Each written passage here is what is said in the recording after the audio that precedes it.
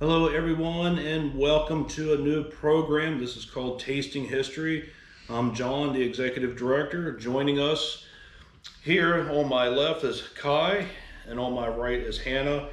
And to kind of jumpstart this brand new program, we're going to do something that's doesn't sound too yummy if you ask me, but this comes from the 1925 cookbook here that was published by the American Legion Auxiliary of Chambersburg. And here's your recipe. It's called Tomato and Kraut Cocktail. Mix canned tomato juice and canned kraut juice. Season with salt, pepper, red pepper, sugar, and chill. Serve in cocktail glass with 2 straws tied together with ribbon for each serving. So I don't know about you two, it doesn't sound very pretty, but we're going to go ahead and give it a try, I guess.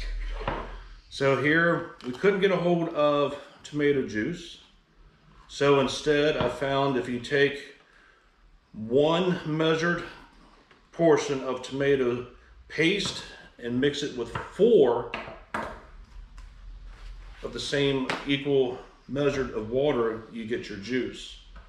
So I figured for the 3 of us, we're probably going to end up doing 2 of these.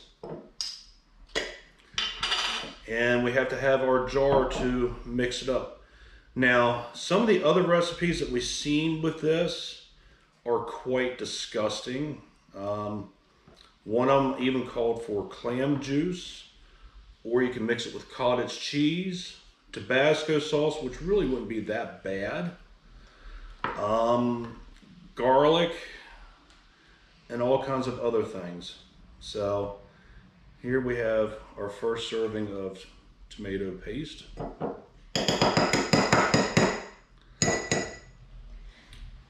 don't know, what do you think? That's probably going to be enough, isn't it? So we need to go ahead and give it as much water. So here's 1. Smells like pizza. 2. 3. And 4. Here's our sauerkraut. We're just going to take the juice of that and hope that we can actually come up with 5 of the cups there. Ooh, definitely smells sour. Oops, that's why we got towels down.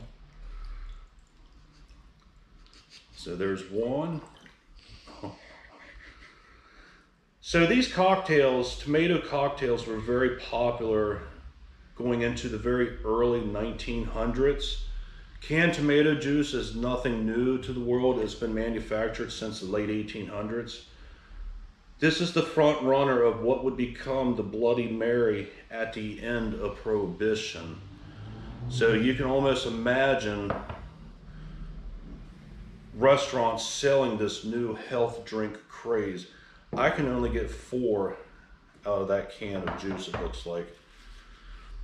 So we're going to go ahead and shake this until it gets very foamy and it's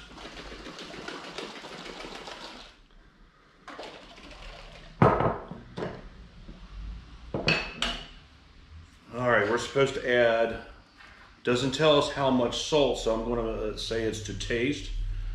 So with my cooking expertise, I'm going to probably just use that much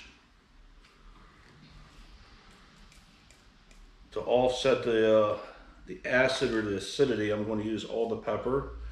Are you guys, do you have sensitive tongue when it comes to hot stuff? A little bit. A little bit? I cannot like spice. All right, so we will use only half of that. With the sourness, The whole thing. The whole thing. Get rid of the sauerkraut taste. All right. We'll save some of that way we can go ahead. Garnish it. Yeah. All right, so I got our cocktail cups.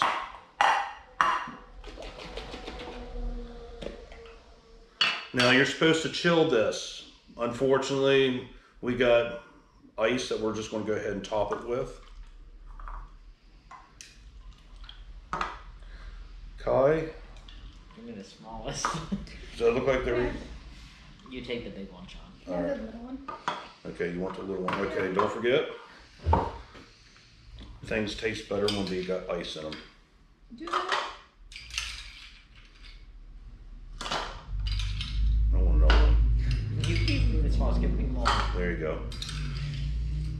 All right, do you guys want a cup of water to pour real quick in case you want to chase this down with something? No, because I'm going to run and grab my sandwich. All right. I would like that. I feel like water would make it worse. All right. So 1925 recipe here. Do we want straws? It does call for straws, but I don't have anything to tie these with. That smells bad. It does, it smells really horrible. All right, so let's see what the health drink of 1925 consisted of. You ready? On your marks, get set, go.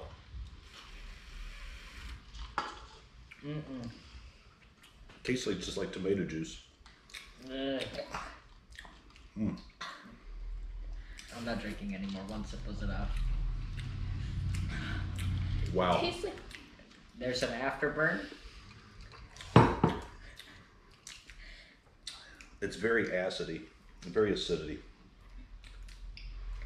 Very does a big M to describe it. I don't know what it tastes like, but it's not good. And this was popular in the 1920s, and this is what gave birth to the Bloody Mary. All right, well, we tried it.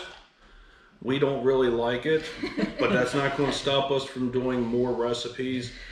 We're looking at doing all kinds of different recipes, whether they're from the late 1600s, all through the 1800s, up until about the Depression era.